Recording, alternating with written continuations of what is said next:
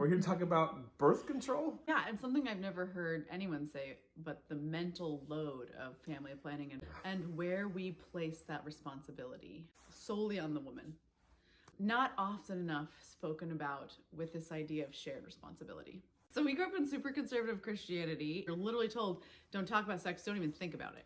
I've been put on birth control at like 18 or 19 for PCOS. And truthfully, it wasn't even explained to me at that point how hormonal birth control works to prevent birth, because at that point I wasn't sexually active.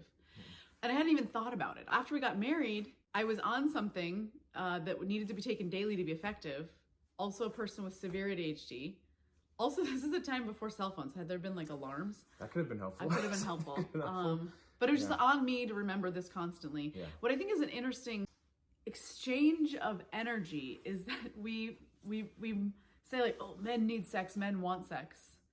And then all of the responsibilities that truly and consequences that come from sex are solely on women, and men are sitting there like, I need this, I want this from you. In fact, someone said like, that is your job. Like, I got married so that I could have sex. Which is such a funny thing, because if you're basically saying, I hired a sex worker, like a long-term live-in sex worker. It's uncomfortable, but it's not untrue. I mean, I would have put sex... I pay for things, you give me sex. You're like, that's just sex work. That's not a relationship. Oh, it hurts. Yeah.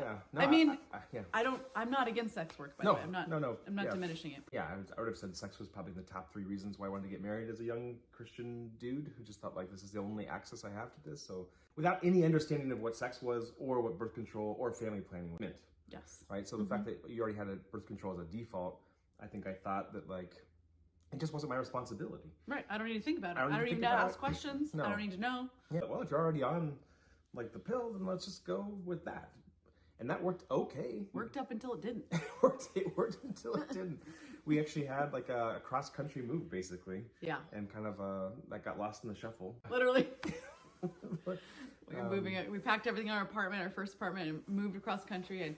A moving van, a car, a lot of moving parts, switching jobs. Yeah, a lot of stress. And that's also true. Right. Birth control's effectiveness increases or decreases with a variety of factors. That's not something women are taught enough about. Like, we really don't get the full rundown about the effectiveness of birth control as a woman. And I don't think men even know that. No. But like, the basic health of your own body is something women don't always have access to. Yeah. And I think one thing I also didn't think about at all was not just the mental load of taking the birth control, but how it actually would affect you. Yeah, no, after a couple of years of being on birth control, not that well. Not well enough to control the births. Hormonal birth control makes me personally feel like garbage. Makes me feel terrible.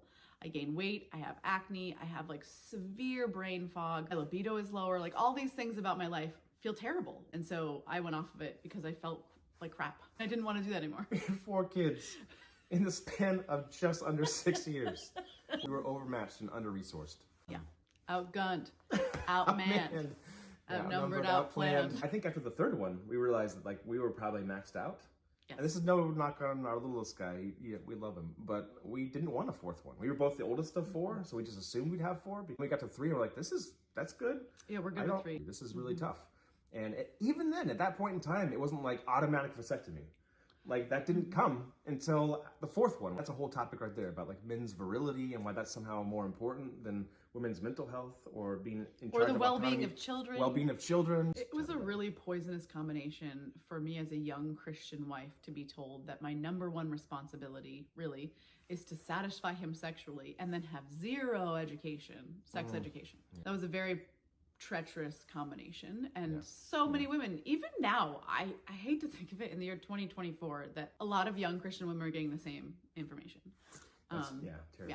At least the sex could have been good. That's a whole different topic.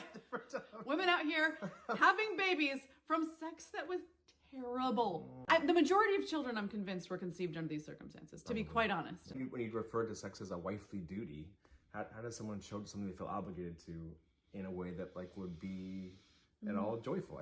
Again, really bad information to really, if not bad, very challenging, difficult outcomes. I don't think it has to be that way. Let's all keep the conversation, the mental load of birth control, the well-being of children and families. I think there should be a collective push for high quality comprehensive sex education. Yeah, and male birth control. Yes. And responsibility, both for holding it and for carrying it out. Yes. And I see the younger generation actually picking that baton up and carrying it in ways that I don't think my generation or the generations before us certainly didn't do. So I have hope. Me too.